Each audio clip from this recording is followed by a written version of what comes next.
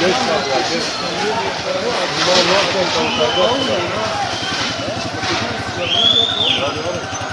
Abile duman çıktığında söndüreceğiz ya.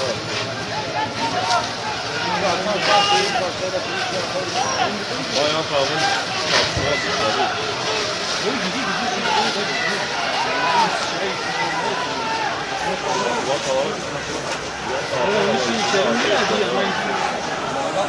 Bu arada mı? Ben var ama. O beyaz mı? Beyaz. Sıra. Abi. Buradan gitsin Söndüremezler yok ya. hepsini almış yerine hep beyaz. Nasıl şimdi kaldı?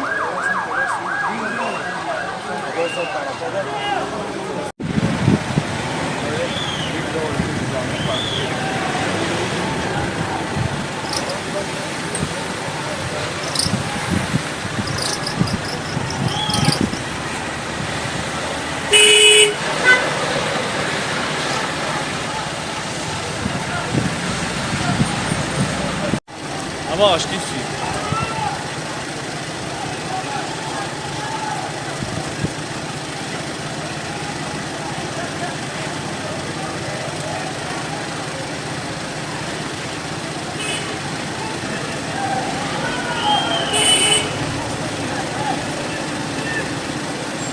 Şimdi o yukarı çeker ama ha.